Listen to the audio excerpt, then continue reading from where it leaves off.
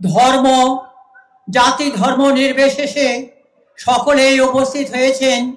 সবার প্রতি আমার রইল সানুগ্রহ ও আন্তরিক ভালোবাসা। সেই সাথে আমি আমার অন্তরস্থল থেকে জানাই আপনাদেরকে ঐকান্তিক ভালোবাসা। আপনারা জানেন আজকে কয়েক দশক ধরে এই জামাতে ইসলাম কোন এক দুর্গম পাহাড়ের গুহায় তাদেরকে ফেলে দিয়ে অবরুদ্ধ করে রাখা হয়েছিল।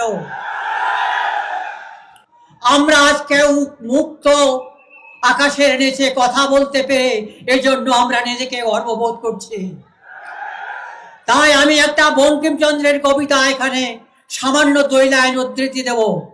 বঙ্কিমচন্দ্রের এই কবিতাটি ছিল, হতাশ হইও না, যেখানে পড়িবে তাই ধরে উঠিবে, শত তুফান আসিলেও ছাড়িবে না হাল, আজকা নাই বা হলো সুফল, হতে পারে কাল। সংগ্রামী বন্ধুগণ, আমরা যদি এই বাংলাদেশকে জামাতে ইসলামের কবজাগত আমাদের পার্লামেন্টে যেতে পারি, তাহলে এই দেশের একটি নতুন শাসন ব্যবস্থা কায়েম হবে। এই দেশের জনগণ সবাই আমরা দারিদ্রতার সীমার নিচে বসবাস করি। আপনারা এটা মনে করবেন জামাতেরা যদি পার্লামেন্টে যায় সর্বোপরি আমাদের বন্টন ব্যবস্থাটা সুষম হবে, এটার কোনো ভুল নেই। সংগ্রামী বন্ধুগণ, আপনাদেরকে ঐকান্তিক ভাবে ভালোবেসে তবে একটি কথা বলতে চাই, ভূ রাজনীতিতে আগের দিন আর নাই, হিন্দু নৌকা ছাড়া ভোট দেয় না। আবার এই মিঠাপুকুরে বদরগঞ্জে বহু আত্মীয় আছে। এই আজারুল ভাইয়ের এলাকায় Gopinathpur union, Madhupur union, Changmari union এবং কাজিরহাট ইউনিয়নে আমার অনেক আত্মীয় আছে।